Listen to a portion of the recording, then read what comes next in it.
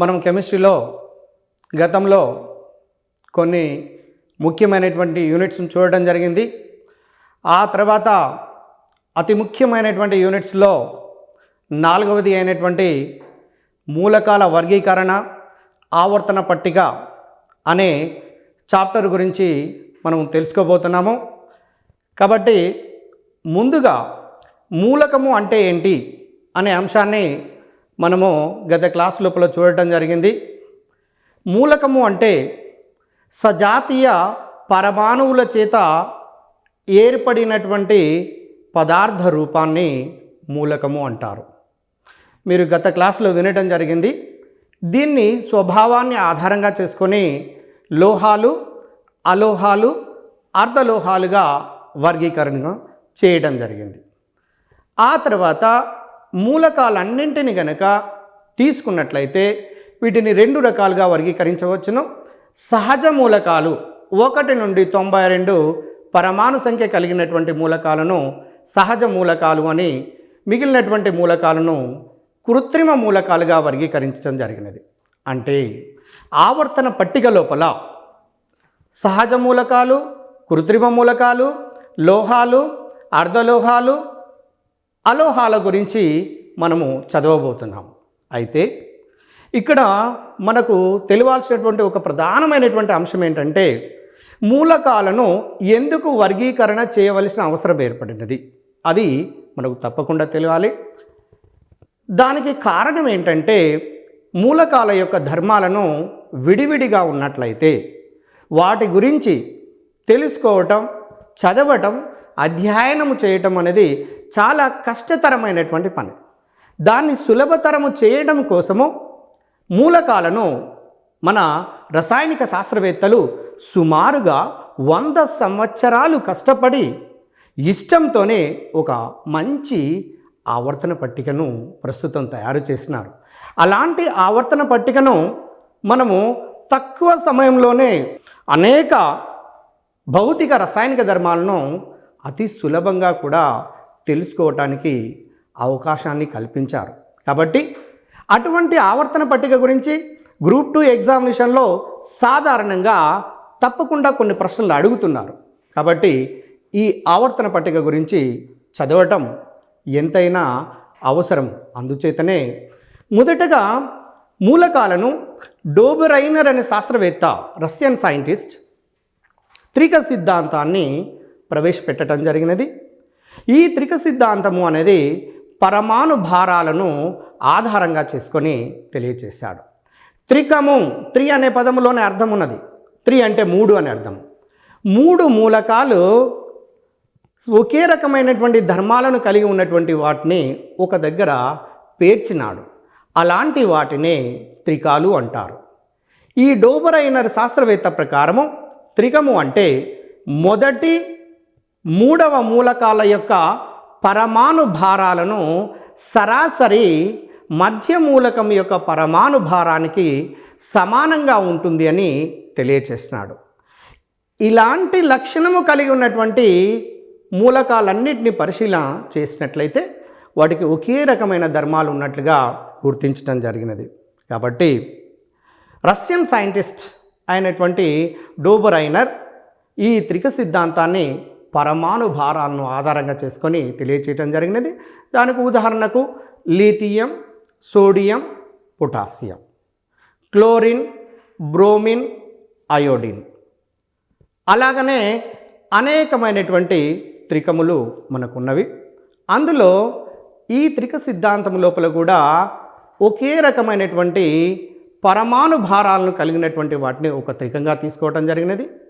దీని లోపల కూడా లోపాలు ఉండటం వల్ల ఆ తర్వాత న్యూలాండ్స్ అనే శాస్త్రవేత్త పరమాణు భారాలను ఆధారంగా చేసుకొని అష్టక సిద్ధాంతాన్ని తెలియచేశాడు. గత గ్రూప్ 2లో ఎలా అడుగుతున్నాడు అంటే అష్టక సిద్ధాంతాన్ని ప్రవేశపెట్టినటువంటి శాస్త్రవేత్త ఎవరు అంటే దానికి జవాబుగా న్యూలాండ్స్ అని రాయవలసినటువంటి అవసరం ఉన్నది.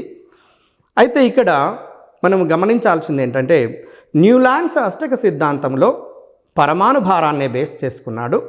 సేమ్ జేడబ్ల్యూ డోబెరైనర్ మాదిరిగానే పరమాణు భారాన్ని ఆధారంగానే మూలకాలను వర్గీకరణ చేయటం జరిగింది. ఇందులో ఒక ముఖ్యమైనటువంటి పదం మనం తెలుసుకోవాలి. అదేంటంటే మొదటి మూలకానికి 8వ మూలకానికి అష్ట అంటే మీకు తెలుసు, ఎన్నోసార్లు వింటుంటాము నిజ జీవితంలో. 8 అనే అర్థం, అష్ట దిగ్గజ కవుల మాదిరిగా.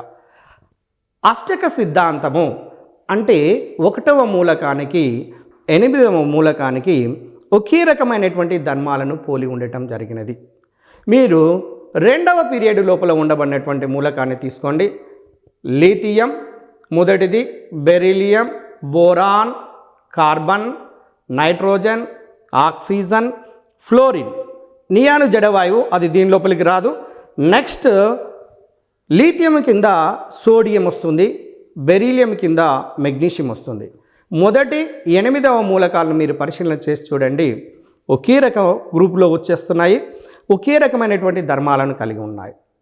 సో ఈ విధంగా న్యూలాండ్స్ అనే శాస్త్రవేత్త పరమాణు భారాలను ఆధారంగా చేసుకొని మూలకాలను వర్గీకరణ చేయటం జరిగినది. ఆ తర్వాత ఇక్కడ ఇంకొక ముఖ్యమైనటువంటి అంశం గుర్తుపెట్టుకోవాలి. పరమాణు భారాన్ని తెలియచేసినటువంటి శాస్త్రవేత్త పేరు కానిజరో. గతంలో ఈ గ్రూప్ 2 ఎగ్జామినేషన్లో అడిగినటువంటి ప్రశ్న. కానిజరో అనే శాస్త్రవేత్త పరమాణు భారాలను తెలియచేశాడు. ఈ పరమాణు భారాన్ని ఆధారంగా చేసుకునే మెండలీఫ్ అనే శాస్త్రవేత్త సుమారుగా 63 మూలకాలను వర్గీకరణ చేయటం జరిగినది.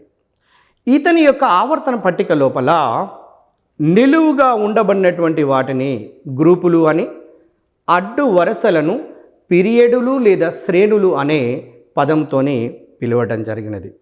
అయితే ఇక్కడ మెండలీఫ్ ఆవర్తన పట్టిక లోపల 8 గ్రూపులు 7 పీరియడులుగా వర్గీకరించడం జరిగినది. అయితే ఇక్కడ ఇతని యొక్క ఆవర్తన పట్టిక లోపల రాబోయే కాలము లోపల కూడా కనుగొనబోయే మూలకాలను ఇతను ఏం చేశాడంటే కొన్ని ఎంటీ ప్లేసెస్ను, ఖాళీ స్థలములను వదిలిపెట్టడం జరిగినది. ఆ వదిలిపెట్టినటువంటి స్థానముల లోపల ఉండబడినటువంటి మూలకాలు ప్రస్తుతం కొన్ని కొత్త మూలకాలుగా గుర్తించటం జరిగినది. మెండలీఫ్ ఆవర్తన పట్టికలో పరమాణు భారాన్ని ఆధారంగా చేసుకొని వర్గీకరణ చేశాము అనే విషయాన్ని మనం తెలుసుకున్నాము. ఇక్కడ గ్రూప్ 2 ఎగ్జామినేషన్లో ఏ శాస్త్రవేత్త ఏ అంశాన్ని ఆధారంగా చేసుకొని వర్గీకరణ చేసిండు అనే అంశం మీద మనం కాన్సన్ట్రేట్ చేయవలసినటువంటి అవసరం ఉన్నది. అయితే ఆ తర్వాత హెన్రీ మోస్లే అనే శాస్త్రవేత్త పరమాణు సంఖ్యను తెలియచేసినాడు. పరమాణు సంఖ్య అనేది గత క్లాస్ లోపల మనం చూడటం జరిగినది. దీన్ని జెడ్ అనే అక్షరంతో సూచిస్తాము. పరమాణు సంఖ్య అనేది ఒక మూలక పరమాణువులో ఉండే ఎలక్ట్రాన్ల సంఖ్య లేదా కేంద్రకములో ఉండబడిన ప్రోటాన్ల సంఖ్యకు సమానము. ఇలాంటి పరమాణు సంఖ్యను కనుగొన్నటువంటిది ఎవరు అని గత ప్రీవియస్ ఎగ్జామినేషన్లో అడిగినటువంటి క్వశ్చన్. దానికి జవాబు హెన్రీ మోస్లే. ఆ పరమాణు సంఖ్యను ఆధారంగా చేసుకొని ప్రస్తుతం ఉండబడినటువంటి ఆధునికమైనటువంటి లేదా పొడవైనటువంటి లేదా నవీనమైనటువంటి లేదా విస్తృతమైనటువంటి లేదా బోర్ ఆవర్తన పట్టికగా పిలవటం జరుగుతున్నది. అయితే ఈ బోర్ ఆవర్తన పట్టిక లేదా విస్తృత ఆవర్తన పట్టిక అనేది ముఖ్యంగా పరమాణు సంఖ్యలను లేదా ఎలక్ట్రాన్ విన్యాసాలను ఆధారంగా చేసుకొని వర్గీకరణ చేయటం జరిగినది. కాబట్టి గత గ్రూప్ 2 ఎగ్జామినేషన్ క్వశ్చన్ చూసినట్లయితే పరమాణు భారాలను ఆధారంగా చేసుకొని వర్గీకరించినటువంటి ప్రశ్నలు అడిగారు. కాబట్టి ప్రస్తుత ఆవర్తన పట్టిక అనేది దేన్ని ఆధారంగా చేసుకొని వర్గీకరణ చేశారు అని అడగటానికి అవకాశం ఉన్నది. కాబట్టి మీరు దాన్ని గుర్తుంచుకోవాల్సినటువంటి అవసరం ఉన్నది. ప్రస్తుత ఆవర్తన పట్టికలో 18 గ్రూపులు 7 పీరియడులు. గ్రూపులను కుటుంబాలు అని, పీరియడ్లను శ్రేణులు అని కూడా పిలుస్తారు. గ్రూపులు అనేవి ఆవర్తన పట్టిక లోపల నిలువుగా ఉండబడే వరుసలు. పీరియడులు అనేవి అడ్డుగా ఉండబడే వరుసలు. అడ్డు వరుసలు 7గాను గ్రూపులు 18గా ఉన్నప్పటికీ కూడా ఈ గ్రూపులను ఏ గ్రూపులుగాను బి గ్రూపులుగాను రెండింటిగా వర్గీకరించడం జరిగినది. అందులో ఏ గ్రూపులు ప్రధానమైనటువంటి గత ఏపీపీఎస్సీ ఎగ్జామినేషన్లో కానివ్వండి, ప్రీవియస్ సివిల్స్ ప్రిలిమ్స్ ఎగ్జామినేషన్లో కానివ్వండి, ఈ ఏ గ్రూపు మూలకాల నుండి మాత్రమే సుమారుగా 20 సంవత్సరాల ప్రశ్నపత్రాలను కనుక పరిశీలన చేస్తే ఏ గ్రూపు మూలకాల నుండి మాత్రమే ప్రశ్నలు అడుగుతున్నారు. కాబట్టి మనము వాటిపైన కేంద్రీకరించవలసినటువంటి అవసరం ఉన్నది. అందులో మొట్టమొదటి ఏ గ్రూపులలో ఫస్ట్ ఏ, సెకండ్ ఏ, తర్వాత third A, fourth A, fifth A, sixth A, seventh A, eighth A అంటే చివరి గ్రూపు జడవాయువుల గ్రూపు. అందులో మొట్టమొదటి గ్రూపును మనం తీసుకొని చూద్దాం. దాంట్లో మొదటి గ్రూపులో hydrogen, lithium, sodium, potassium, rubidium, caesium, francium అనే మూలకాలు ఉన్నాయి. చూడండి, ఒక విషయాన్ని గమనించండి. ఈ మొదటి గ్రూపును ఆల్కలీ లోహాలు అని కూడా అంటారు.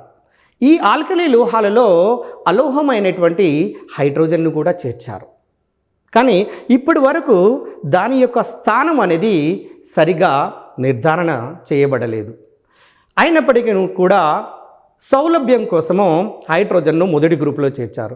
ఈ హైడ్రోజన్ మీద సుమారుగా నేను అనుకుంటాను 7-8 సార్లు ప్రశ్నలు అడిగారు. ఎలా అడిగారు అంటే ఒక్కసారి గమనించండి. మొట్టమొదటి మూలకమైనటువంటి హైడ్రోజన్, ఇది విశ్వము లోపల అతి తేలికైనటువంటి మూలకాలన్నింటిలో అతి తేలికైనటువంటి మూలకము అంటే హైడ్రోజన్ గాను. ఒకసారి రెండవసారి పరమాణు సంఖ్య, ద్రవ్యరాశి సంఖ్య 1H1 అంటే పరమాణు సంఖ్య, ద్రవ్యరాశి సంఖ్యలు రెండు కూడా సమానంగా ఉండబడినటువంటి మూలక పరమాణువు ఏది అని అడిగాడు. ఇంకొకసారి సూర్యుని లోపల ఇంధనము ఏది? సూర్యుని లోపల ఇంధనము హైడ్రోజన్ లేదా దాన్నే ఉదజని అంటారు. ఆ తర్వాత ఇంకొక అంశం ఏంటంటే న్యూట్రానులు లేనటువంటి మూలకము ఏది అన్నాడు. న్యూట్రాన్లు లేని మూలకము అంటే గత క్లాస్లో మీరు క్లియర్గా చదివారు. ద్రవ్యరాశి సంఖ్య నుంచి పరమాణు సంఖ్యను తీసివేస్తే వచ్చేది న్యూట్రాన్ల సంఖ్య 1H1. 1 - 1 అంటే 0 న్యూట్రాన్లు. 0 న్యూట్రాన్లు కలిగినటువంటి మూలకం ఏంటిదంటే ఈ హైడ్రోజన్. ఈ హైడ్రోజన్కు 3 ఐసోటోపులు కలవు. ఒకటిది ప్రోటియం 1H1, రెండవది డ్యూటీరియం 1D2 లేదా 1H2, మూడవది ట్రీటియం 1H3. ఈ మూడింటిలో రేడియో ధార్మికత లక్షణము కలిగి ఉన్నటువంటిది హైడ్రోజన్. అంటే 1H3 ట్రీటియం అనే దానికి రేడియో ధార్మికత ఉన్నది. మీకు తెలుసు రేడియో ధార్మికత అంటే స్వచ్ఛందంగా ఆల్ఫా, బీటా, గామా కిరణాలను ఉద్గారము చేసే దానిని రేడియో ధార్మికత లక్షణం అని, ఆ లక్షణము కలిగి ఉన్నటువంటి మూలకాలను రేడియో ధార్మికత లక్షణము కలిగిన మూలకాలుగా భావిస్తారు. ఇక ఈ హైడ్రోజన్ విషయంలో మనము ఆలోచించినట్లయితే ఇంకా అనేక పరీక్షల లోపల అడగటానికి అవకాశం ఉన్నది. కాబట్టి ఇంకొక ప్రశ్న ఇలా అడగొచ్చు. గమనించండి, క్షార లోహాలలో మిగిలినవన్నీ లోహాలైతే lithium, sodium, potassium, rubidium, caesium, ఫ్రాన్షియంలన్నీ కూడా లోహాలైతే హైడ్రోజన్ మాత్రము ఒక్కటి మాత్రమే అలోహంగా ఉన్నది. కాబట్టి భిన్నంగా ఉన్నది. కాబట్టి దీని మీద ప్రశ్నాపత్రాన్ని సెట్ చేసే వాళ్ళు ఎక్కువ కాన్సన్ట్రేట్ చేస్తున్నారు. కాబట్టి దీన్ని ఎంతైనా గుర్తుపెట్టుకోవాల్సినటువంటి అవసరం ఉన్నది. హైడ్రోజన్ గురించి మనం చూసాము. దాన్ని సాధారణంగా అడుగుతున్నటువంటి ప్రశ్నల విధానాన్ని చూసాము. ఆ తర్వాత lithium, sodium, potassium, rubidium, caesium, ఫ్రాన్షియంలలో పైనుంచి కిందికి వస్తున్నప్పుడు వాటి యొక్క పరమాణు సైజులు పెరుగుతూ ఉంటాయి. అందువల్ల లోహ లక్షణము కూడా పెరుగుతూ ఉంటుంది. మీ అందరికీ తెలుసు, లోహ లక్షణము అంటే సులభంగా ఎలక్ట్రాన్లను కోల్పోయే విధానాన్ని లోహ లక్షణము అంటారు. అయితే సైజు ఎప్పుడైతే పెరుగుతుందో పరమాణు సైజు, మధ్య భాగం లోపల ఉండబడిన కేంద్రకము వేలెన్సీ ఎలక్ట్రాన్కు మధ్యన ఆకర్షణ తగ్గుతుంది. కాబట్టి ఎలక్ట్రాన్లను సులభంగా కోల్పోయి లోహ లక్షణం అనేది పెరుగుతూ వస్తుంది. లిథియం అనేది తేలికగా ఉండబడే లోహము దీని ప్రత్యేకత. సోడియంను గనక తీసుకున్నట్లయితే సోడియం కృత్రిమ రబ్బరు తయారీ లోపల ఉత్ప్రేరకంగా వాడుతారు. ఇది గ్రూప్ 2 పాయింట్ ఆఫ్ వ్యూలో తప్పకుండా గుర్తుంచుకోండి. ఇంకా రెండవ అంశం ఏంటంటే సోడియం అనేది క్షార లోహము కాబట్టి, చురుకైన లోహము కాబట్టి దానిని మనం బయట కనుక ఉంచినట్లయితే వాతావరణం లోపల ఉండబడిన ఆక్సిజన్తో చర్యలలో పాల్గొని సోడియం ఆక్సైడ్గా మారే ప్రమాదం ఉన్నది. కాబట్టి సోడియంను కిరోసిన్లో నిల్వ ఉంచుతారు, అతి చురుకైనటువంటి లోహం కాబట్టి. ఇక పొటాషియం, రుబీడియం, సీజియం, ఫ్రాన్షియంలలో క్షార లోహాల్లో పొటాషియం మూలకం యొక్క ప్రత్యేకత ఏంటంటే శరీరంలో పొటాషియం పరిమాణం కనుక సరి అయిన మోతాదులో ఉన్నప్పుడు మన రక్త ప్రసరణ వ్యవస్థను కంట్రోల్ చేయటం లోపల, బీపీను తగ్గించటం లోపల ఉపయోగపడుతుంది. సోడియం పెంచడంలో ఉపయోగపడితే ఇది తగ్గించటం లోపల ఉపయోగపడుతుంది. లిథియం, సోడియం, పొటాషియం తర్వాత రుబీడియం సుమారుగా 28 నుంచి 40 డిగ్రీల సెంటీగ్రేడ్ ఆ ప్రాంతం లోపల ద్రవస్థితి లోపల ఉండబడే మూలకము. రుబీడియం, సీజియం, ఫ్రాన్షియంలు కూడా రూమ్ టెంపరేచర్ కంటే కాస్త అధిక ఉష్ణోగ్రతల వద్ద ద్రవస్థితి లోపల ఉండబడే మూలకాలు. కాబట్టి ఈ 3 మూలకాలను, ద్రవస్థితి లోపల ఉండబడే మూలకాలను బేస్ చేసుకొని గత గ్రూప్ 2 ఎగ్జామినేషన్ లోపల కూడా అడగటం జరిగినది. కాబట్టి మీరు గుర్తుంచుకోండి, రుబీడియం, సీజియం మూలకాలన్నింటిలో అత్యధిక ధన విద్యుదాత్మకత కలిగినటువంటి మూలకం ఏంటి అడగటానికి స్కోప్ ఉన్నటువంటి ప్రశ్న. కాబట్టి సీజియం ద్రవస్థితి లోపల ఉంటుంది. ఇది అత్యధిక ధన విద్యుదాత్మకతను కలిగి ఉంటుంది, అత్యధిక లోహ లక్షణం కలిగి ఉంటుంది. ధన విద్యుదాత్మకత అన్న లోహ లక్షణం అన్న రెండు ఒకటే. కాబట్టి మీరు రేపు ప్రశ్న ఈ విధంగా అడిగితే ఆవర్తన పట్టికలో అత్యధిక ధన విద్యుదాత్మకత కలిగిన మూలకం ఏంటంటే దానికి సీజియం ఆన్సర్గా మీరు చెప్పవచ్చు. ఫ్రాన్షియం లాస్ట్ది. గొప్పతనం ఏంటంటే మన శాస్త్రవేత్తలది కష్టపడి ఈ తయారు చేసినటువంటి పట్టిక లోపల అన్ని గ్రూపుల యొక్క చివరి భాగంలో సాధారణంగా రేడియో ధార్మికత మూలకాలను ఉంచినారు. ఆ ఒక్క పాయింట్ను బేస్ చేసుకొనే మనము రేడియో ధార్మికత మూలకాలు ఏవి అనేది ఈజీగా గుర్తుపట్టవచ్చు. ఫ్రాన్షియం అనేది ఇది ఫ్రాన్స్ అనే దేశం పేరు మీదుగా ఏర్పడినటువంటిది. ఇది కూడా ద్రవస్థితి లోపల ఉండబడినటువంటి మూలకము. అయితే ఇది రేడియో ధార్మికత లక్షణాలు కలిగి ఉంటుంది. ఇప్పుడే మనం తెలుసుకున్నాం రేడియో ధార్మికత అంటే ఏంది. అదేవిధంగా ఇక్కడ మనం గమనించాల్సింది ఏంటంటే గ్రూపుల వైజ్గా మనం వెళ్ళేటప్పుడు ఒక్కొక్క మూలకము యొక్క విలక్షణమైనటువంటి, ఒక ప్రత్యేకమైనటువంటి, ఒక భిన్నమైనటువంటి ధర్మాల మీద మాత్రమే మనం కేంద్రీకరించాలి తప్ప సాధారణమైనటువంటి ధర్మాల మీద కేంద్రీకరించవలసినటువంటి అవసరము లేనే లేదు. రెండవది, మొదటి గ్రూప్ మూలకాలు ఆల్కలీ మెటల్స్ అయితే రెండవ గ్రూపు మూలకాలు క్షార మృత్తిక లోహాలు లేదా సెకండ్ ఏ గ్రూపు మూలకాలు. వీటి వేలెన్సీ కరపరములో 2 ఎలక్ట్రాన్లను కలిగి ఉండటం వలన వీటిని రెండవ గ్రూపు లోపల చేర్చినారు. అందులో beryllium, magnesium, calcium, strontium, barium, the last one radium. మీ అందరికీ తెలిసిందే.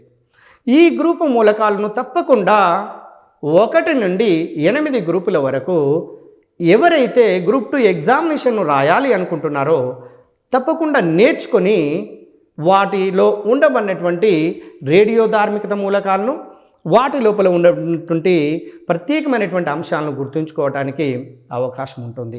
అయితే ఇందులో మొదటి మూలకమైనటువంటి బెరీలియం గుర్తుంచుకోండి, మొదటి మూలకము భిన్న ప్రవృత్తిని చూపుతుంది. కారణం పరమాణు సైజు తక్కువగా ఉండటం, ఆయనీకరణ శక్తి ఎక్కువగా ఉండటం, డి ఆర్బిటాలు అందుబాటులో లేకపోవటం. అది బెరీలియం విషయంలో. ఇక మెగ్నీషియంకి రండి. మెగ్నీషియంలో ఎలా అడుగుతున్నాడు అంటే మెగ్నీషియం అనేది మీకు తెలుసు పత్రహరితం లోపల ఉండబడే లోహం ఏంటిది గతంలో అడిగినటువంటి ప్రశ్న మెగ్నీషియం. అలాగనే పత్రహరితం లేదా దాన్ని క్లోరోఫిల్ అంటున్నాము. అయితే మెగ్నీషియం హైడ్రాక్సైడ్ను మిల్క్ ఆఫ్ మెగ్నీషియా అంటారు.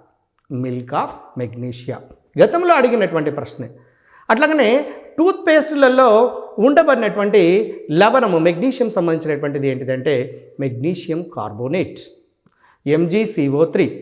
ఇక్కడ ఫార్ములాల మీద కాన్సన్ట్రేట్ చేయటం లేదు, కానీ ఆ ఫార్ములాను అక్షర రూపం లోపల మాత్రం గుర్తుపెట్టుకోవాల్సినటువంటి అవసరము ఎంతైనా ఉన్నది. అలాగనే మెగ్నీషియం సమ్మేళనాలలో మెగ్నీషియం క్లోరైడ్, మెగ్నీషియం సల్ఫేట్ లాంటి లవణాలు నీటి లోపల కరిగి ఉన్నప్పుడు అవి నీటి యొక్క శాశ్వత కఠినత్వానికి దారితీస్తున్నవి. ఇంకొక అంశం ఏంటంటే మెగ్నీషియంను ఫ్లాష్ లైట్ బల్బులలో కూడా ఉపయోగిస్తారు. ఇవి మెగ్నీషియం సంబంధించినటువంటి అంశాలు. జనరల్గా గ్రూప్ 1, గ్రూప్ 2, గ్రూప్ 3 ఇతర కాంపిటేటివ్ ఎగ్జామినేషన్లలో అడుగుతున్నటువంటి అంశాలు. ఇప్పుడు రెండవ గ్రూప్లో ఉండబడినటువంటి బెరీలియం యొక్క ప్రత్యేకత చూసాము, మెగ్నీషియం. ఆ తర్వాత ఉండబడినటువంటి లోహమైనటువంటి కాల్షియం గురించి చూస్తే శరీరం లోపల ఎక్కువ మోస్తాదు లోపల ఉండబడినటువంటి లోహాల్లో కాల్షియం అయితే ఆ కాల్షియం యొక్క పాత్ర ఏంటంటే ఎముకల నిర్మాణం లోపల, ఎముకల యొక్క దృఢమైనటువంటి నిర్మాణం లోపల కాల్షియం పాత్ర బాగా ఉన్నట్టుగా మీ అందరికీ తెలిసినటువంటి విషయమే.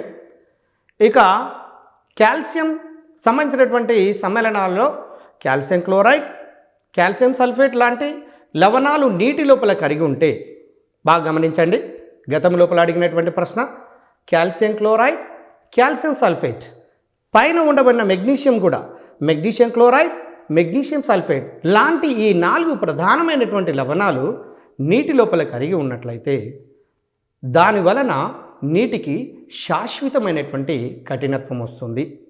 ఒకవేళ ఈ మెగ్నీషియం కాల్షియంల యొక్క బైకార్బోనేటులు కనుక నీటి లోపల కరిగి ఉంటే తాత్కాలిక కఠినత్వం వస్తుంది అనే విషయము మనకు తెలుస్తున్నది. కాబట్టి కాల్షియం క్లోరైడ్, కాల్షియం సల్ఫేట్. ఇంకా ఒక ప్రధానమైన అంశం ఏంటంటే పొడి సున్నము యొక్క formula CaO, calcium oxide, CaO. అట్లాగనే పొడి సున్నమునకు నీటిని కలిపితే వాటి మధ్యన రసాయనిక చర్య జరిగి కాల్షియం హైడ్రాక్సైడ్గా మారుతున్నది. దాని యొక్క formula CaOH taken 2, CaOH taken 2. ఈ కాల్షియం హైడ్రాక్సైడ్ను తడి సున్నము అని కూడా పిలుస్తూ ఉంటుంటాము. అయితే బెరీలియం, మెగ్నీషియం, కాల్షియం ఈ మూడింటి మీద ప్రధానంగా ఈ గ్రూప్ 1, గ్రూప్ 2 ఎగ్జామినేషన్లో ప్రశ్నలు అడుగుతున్నారు. ఆ తర్వాత ఉండబడినటువంటి స్ట్రాన్సియం, బేరియంల మీద ప్రశ్నలు లేదా వాటి ప్రాధాన్యతలు తక్కువగా ఉండటం వల్ల వాటి మీద ప్రశ్నలు అడగటానికి స్కోప్ లేదు. కాబట్టి లాస్ట్ మూలకమైనటువంటి అంశాన్ని తీసుకోండి, రేడియం. అంటే క్షారమృతిక లోహాలలో రేడియో ధార్మికత లోహము ఏంటి అంటే రేడియం అని ఆన్సర్ చెప్పడానికి అవకాశం ఉంటుంది. కాబట్టి డియర్ ఫ్రెండ్స్, సింపుల్గా గుర్తుపెట్టుకోండి, గ్రూపు మూలకాలు తెలిస్తే చివరి మూలకము రేడియో ధార్మికత లక్షణాలను, మొట్టమొదటి మూలకాలు భిన్నమైనటువంటి ప్రవృత్తిని, అంటే ఒకే గ్రూపు లోపల ఉండి ఇతర మూలకాలతో భిన్నమైనటువంటి ధర్మాలను ప్రదర్శిస్తూ ఉంటుంటాయి. దాన్ని భిన్న ప్రవృత్తి అంటారు, ఎనామలస్ నేచర్. ఇక నెక్స్ట్ గ్రూపును boron, aluminium, gallium, indium, thallium అనే మూలకాలను తీసుకున్నట్లయితే బోరాన్ అనే మూలకము అలోహముగా ఉంటుంది, ఇది గట్టిగా ఉంటుంది. అలోహంగా ఉండి ఇది గట్టిగా ఉంటుంది. మీ అందరికీ తెలుసు బోరిక్ యాసిడ్, క్యారమ్ బోర్డ్ ఆడేటప్పుడు బోరిక్ యాసిడ్ని ఎక్కువగా ఉపయోగిస్తాము. దాని యొక్క ఫార్ములా H3BO3 అడగడానికి స్కోప్ ఉన్నది. ఎందుకంటే కెమిస్ట్రీ లోపల కానివ్వండి, ఫిజిక్స్, ఈ 2 సిస్టర్ సబ్జెక్ట్స్ నిత్య జీవితంలో అనుబంధం ఉన్నటువంటి అంశాల మీద మాత్రమే ఏవైతే వినియోగిస్తున్నావో, ఏవైతే సృష్టిస్తున్నావో, ఏవైతే తాకుతున్నావో, ఏవైతే చూస్తున్నావో వాటి మీద మాత్రమే ప్రశ్నలు అడుగుతున్నారు. కాబట్టి మనము చదివేటప్పుడు ఈ గ్రూప్ 2 విద్యార్థులు ఎవరైతే ఈ కాంపిటీషన్ పోటీ పడుతున్నారో తప్పకుండా వాటిని అబ్జర్వ్ చేయవలసినటువంటి అవసరం ఉన్నది. మీకు ముందు క్లాసులో గుర్తు చేశాను. ఉదాహరణకు భోజనం చేసేటప్పుడు భోజనం చేసే ఆహారం అనేది, ఆ రైస్ అనేది దేంతో అంటే కార్బోహైడ్రేట్స్ సంబంధించినటువంటిది. వేసుకున్నటువంటి లేదా ఉపయోగించినటువంటి కర్రీస్లలో ఆయిల్స్ అనేవి దేనితో నిర్మితమై ఉంటున్నవి. ఇలా మజ్జిగ లోపల వేస్తున్నటువంటి సాల్ట్ అనేది దానికి సంబంధించినటువంటి రసాయనిక నామం ఏంటి, సోడియం క్లోరైడ్. ఇలా ఇవన్నీ గతం లోపల అడిగినటువంటి ప్రశ్నలే, ఎక్కడి నుంచో తేవటం లేదు, మనకు రెగ్యులర్గా టచ్ ఉన్నటువంటి అంశాల మీద మాత్రమే. కాబట్టి క్యాండిడేట్స్ ఎక్కడెక్కడో పోయి ఏదేదో నేర్చుకొని కన్ఫ్యూజన్ అయ్యి అనవసరంగా అధికంగా మార్కులకు ఉండబడినటువంటి ప్రాధాన్యతను ఆధారంగా చేసుకొని అందులోపల ఉండబడినటువంటి ఇంపార్టెంట్ అంశాలను చదువుకుంటూ పోయినట్లయితే చాలా బాగా ఉంటుంది. బోరాన్ విషయానికి మనం ఇప్పుడు గమనించాము. నెక్స్ట్ మూలకమైనటువంటి అల్యూమినియం తీసుకోండి. అల్యూమినియం మీద గతంలో ఎన్నిసార్లు అడిగారో ప్రశ్నలు, లెక్కలేనన్ని సార్లు. అల్యూమినియం యొక్క ధాతువు ఏది అని, దానికి సంబంధించిన ఆన్సర్ బాక్సైట్. Al2O3 2H2O. అది చాలా సందర్భాల్లో గ్రూప్ 1లో అడిగారు, గ్రూప్ 2లో అడిగారు, గ్రూప్ 3లో కూడా అడిగారు ప్రతి కాంపిటేటివ్ ఎగ్జామినేషన్లో. అదేవిధంగా అల్యూమినియం అనేది ఒక బలహీనమైనటువంటి లోహము కాబట్టి ఈ అల్యూమినియం ఆక్సిజన్తో చర్యనుంటే అల్యూమినా Al2O3 ద్విస్వభావము కలిగినటువంటి ఒక ఆక్సైడ్ను ఏర్పాటు చేస్తుంది. భూమి యొక్క పొరలలో సమృద్ధిగా దొరుకుతున్నటువంటి లోహాలలో అల్యూమినియం యొక్క పాత్ర ఉన్నది. అదేవిధంగా యాంటాసిడ్ ట్యాబ్లెట్స్లలో అల్యూమినియం హైడ్రాక్సైడ్ను కూడా కొంత పరిమాణం లోపల ఉపయోగిస్తాము. యాంటాసిడ్ ట్యాబ్లెట్ మీకు తెలుసు, మనం తీసుకున్నటువంటి ఆహారము అంటే జఠర గ్రంథుల నుంచి జఠరరసం వస్తే జఠరరసంలో హైడ్రోక్లోరిక్ ఆమ్లం ఉంటుంది. హైడ్రోక్లోరిక్ ఆమ్లం శరీరంలో ఎక్కువైనప్పుడు మంటలు వచ్చేస్తున్నాయి. ఆ మంటలను న్యూట్రలైజ్ చేయడం కోసమే యాంటాసిడ్ అనే టాబ్లెట్స్ను వాడతాము. యాంటాసిడ్ లోపల ఉండబడింది ఏంటి అని అడుగుతున్నాడు. యాంటాసిడ్ యాసిడ్కి వ్యతిరేకమైనటువంటిది, అంటే బేస్. అక్కడ మెగ్నీషియం హైడ్రాక్సైడ్ అల్యూమినియం హైడ్రాక్సైడ్ యొక్క మిశ్రమంతో కూడినటువంటి టాబ్లెట్ వేసినప్పుడు శరీరం లోపల ఉండబడినటువంటి మంట ఆటోమేటిక్గా ఈ క్షారం అనేది శరీరంలో ఉన్న ఆమ్లంతో రెండు కలిసి న్యూట్రలైజ్ అయ్యి అంటే తటస్థీకరణం చెందబడుతున్నది. తత్ఫలితంగా మనము హాయిగా రిలాక్స్గా ఉండటానికి అవకాశం ఉంటుంది. తర్వాత అల్యూమినియం యొక్క పలుచటి రేకులను అనేక రకాలుగా ఉపయోగించడం జరుగుతున్నది. Boron, aluminium, gallium, indium, thallium. Gallium యొక్క ఒక ప్రత్యేకమైనటువంటి అంశం ఉంది. అది ఏంటంటే అరచేతిలో కనుక పట్టుకుంటే లేదా చేతిలో కనుక పట్టుకున్నట్లయితే గ్యాలియం ద్రవస్థితికి చేరుకుంటుంది. వేసవి కాలంలో ద్రవంగా ఉండే లోహము పేరు అని అడగటానికి ఛాన్స్ ఉంది. లేదా మానవుని చేతి లోపల ఏ లోహాన్ని పట్టుకుంటే ద్రవస్థితికి చేరుకుంటుంది. మానవుని యొక్క శరీర ఉష్ణోగ్రత అప్రాక్సిమేట్లీ 37 డిగ్రీ సెంటీగ్రేడ్ ఉంటుంది. దీన్ని అప్రాక్సిమేట్లీ 30 డిగ్రీ సెంటీగ్రేడ్ దగ్గరలో ఉంటున్నది కాబట్టి ఇది చేతి లోపల పట్టుకున్నప్పుడు ద్రవస్థితి లోపలికి వస్తుంది. ఇది ఒక ప్రత్యేకమైనటువంటి ధర్మంగా గుర్తుంచుకోండి. వేసవి కాలము లోపల ద్రవంగా ఉండబడే లోహము పేరేంటంటే గ్యాలియం. అదేవిధంగా ఇండియం, థాలియంలో పెద్ద ప్రత్యేకత లేనటువంటివి అవి లోహాలు. ఇక నెక్స్ట్ గ్రూప్కి వచ్చేసేయండి. అదేంటంటే 4th గ్రూప్ కార్బన్ సిలికాన్ కుటుంబము. ఇందులో ఎన్నెన్నో ప్రశ్నలు అడుగుతున్నారు కాబట్టి మనము ఎక్కువ కేంద్రీకరించవలసినటువంటి అవసరం ఉన్నది. అదేంటంటే ఫస్ట్ మొదటి మూలకాన్ని తీసుకోండి.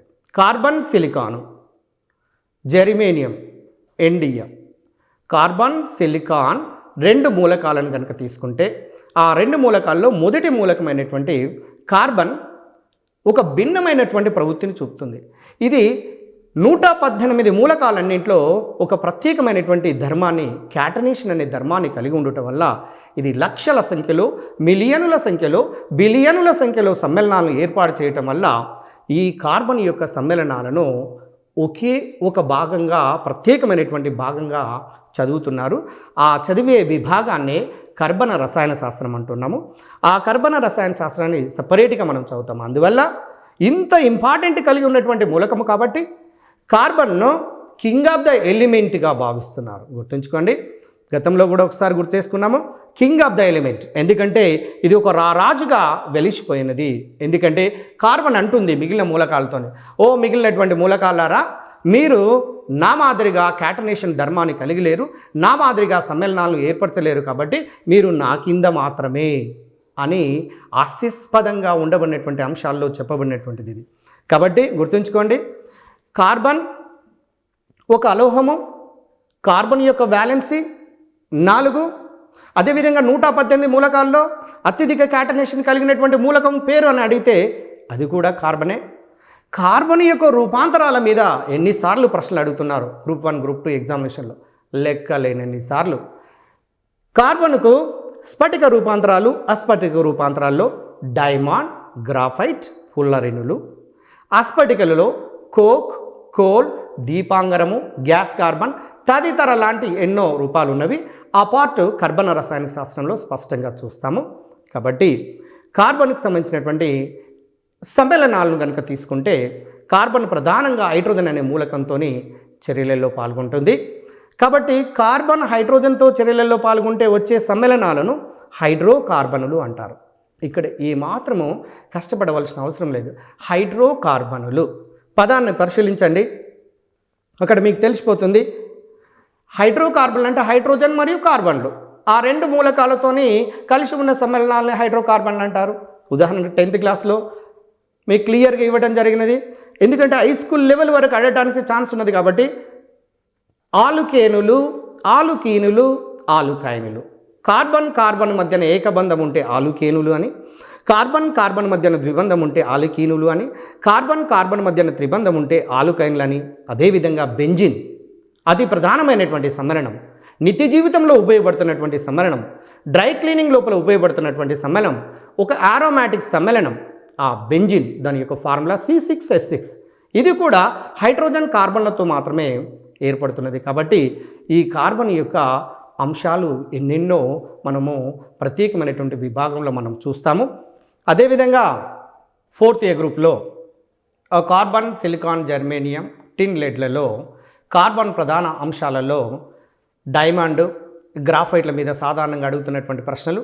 డైమండ్ ఏమో విద్యుత్ వాహకము కాదు, కారణం స్వేచ్ఛాయుత ఎలక్ట్రాన్లను కలిగి ఉండకపోవటం, అది త్రిమితీయ అణుపుంజ నిర్మాణాన్ని కలిగి ఉంటుంది. గ్రాఫైట్ మాత్రం అలోహమై ఉండి కూడా, గతంలో ఒకసారి చర్చించుకున్నాము, గ్రాఫైట్ అలోహమై ఉండి కూడా తన గుండా విద్యుత్ ప్రసరణ చేస్తుంది. ఇది ఒక ప్రత్యేకమైనటువంటి అంశం, ఇది ఒక భిన్నమైనటువంటి అంశం. అందువల్ల ఈ గ్రూప్ 2 ఎగ్జామినేషన్లో పేపర్ సెట్టర్స్ అటువంటి వాటి మీద కాన్సన్ట్రేట్ చేస్తున్నారు. ఎందుకు ఇది విద్యుత్ వాహకంగా ఉంటుంది? కారణం ఏంటండి అంటే దాని లోపల ఉండబడినటువంటి స్వేచ్ఛాయుత ఎలక్ట్రాన్లు. మిగిలిన అలోహాల్లో ఆ విధంగా లేవు. అందువల్ల అలోహాలన్నీ సాధారణంగా తమ గుండా విద్యుత్తును ప్రసరింప చేయనియటం లేదు, కానీ గ్రాఫైట్ మాత్రమే చేయనిస్తుంది. కాబట్టి దాని మీద ఎక్కువగా క్వశ్చన్లు అడుగుతున్నారు. కార్బన్, ఆ తర్వాత సిలికాన్కి రండి. సిలికాన్ విషయంలో కంప్యూటర్ చిప్లలో ఉపయోగిస్తున్నటువంటి మూలకము ఏంటంటే సిలికాన్.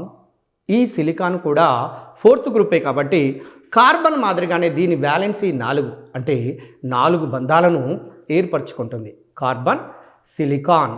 ఇంకొక మాట, మనకు అన్నం తినేటప్పుడు ఎప్పుడైనా పళ్ళకు ఇసుక లాంటి రాయి తాకినప్పుడు ఏ విధంగా ఉంటుందో మీరు ఫీలింగ్ను ఊహించండి.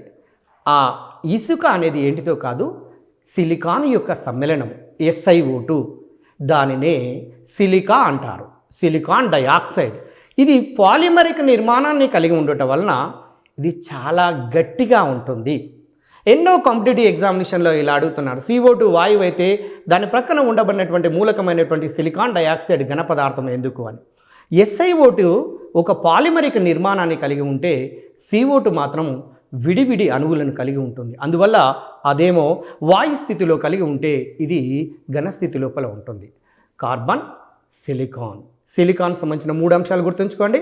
Silica SiO2, silicon valency 4. ఇది ఒక సెమీ కండక్టర్గా ఉపయోగపడుతుంది. మీ అందరికీ తెలిసినటువంటిదే. కార్బన్, సిలికాన్, జర్మేనియం, టిన్, లెడ్. కార్బన్, సిలికాన్, జర్మేనియం, టిన్, లెడ్. ఇందులో కార్బన్, సిలికాన్లు అలోహాలు అయితే జర్మేనియం, టిన్లో అర్ధలోహాలు, లాస్ట్దేమో చివరి మూలకమేమో లెడ్.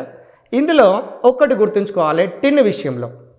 టిన్ దగ్గరికి వచ్చినప్పుడు ఒక మిశ్రమ లోహాన్ని ఎక్కువగా అడుగుతున్నాడు, గుర్తుంచుకోండి. అది కాపర్. చూడండి, పరమాణు సంఖ్యలను ఆధారంగా చేసుకొని గుర్తుంచుకోండి. మీ అందరికీ చెప్పాను మొదటి క్లాస్లోనే, తప్పకుండా హైడ్రోజన్ నుంచి జింక్ వరకు ఏది ఏమైనా గుర్తుంచుకోవాల్సిందే.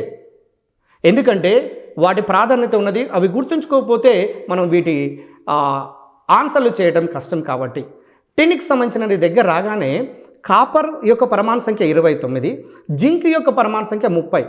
కాపర్, జింక్లను రెండింటిని కలిపితే వచ్చేది ఇత్తడి, బ్రాస్. గుర్తుంచుకోండి, చాలాసార్లు అడిగారు.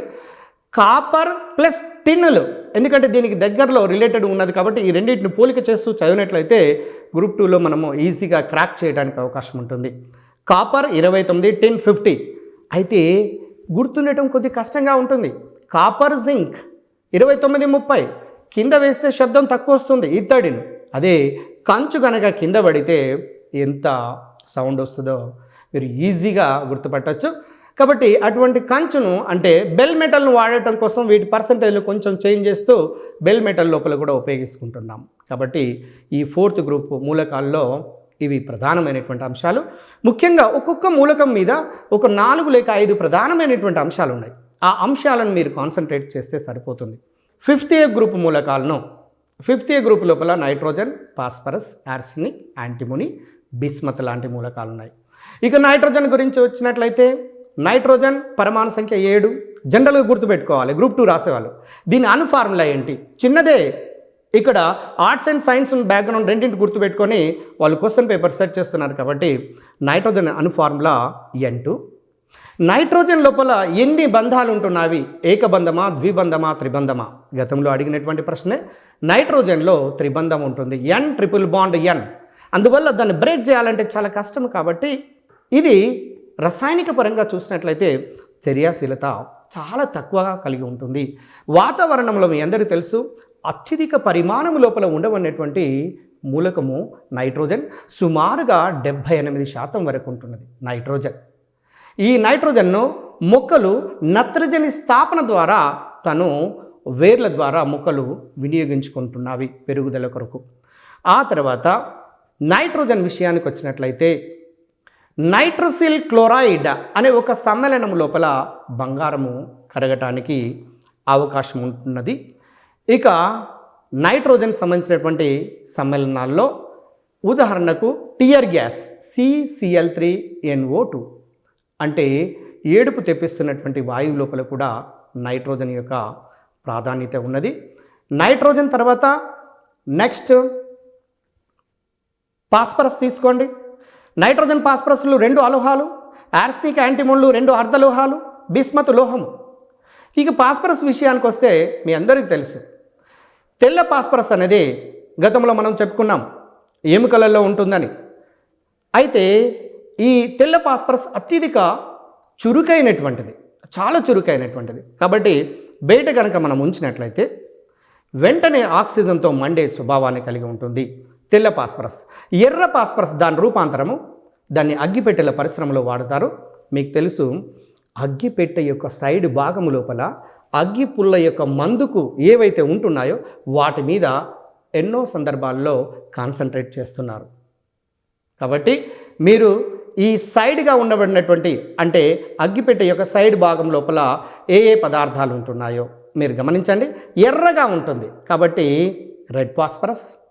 దాంట్లో యాంటీమోనిక్ ట్రైసల్ఫైడ్, యాంటీమోనిక్ సల్ఫైడ్, దానితో పాటుగా కొన్ని గాజు ముక్కలు కూడా ఉంటాయి, ఎందుకంటే అగ్గిపుల్లను గీరటం కోసం.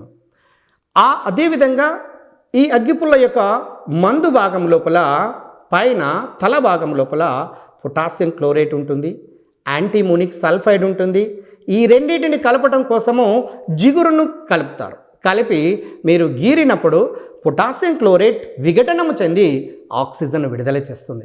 ఎప్పుడైతే ఆక్సిజన్ విడుదల చేస్తుందో మంట ప్రకాశవంతంగా మండుతున్నట్టుగా మీరు గమనించవచ్చు. కాబట్టి రెడ్ ఫాస్ఫరస్ను అగ్గిపెట్టెల పరిశ్రమ లోపల మనము ఉపయోగిస్తున్నాము.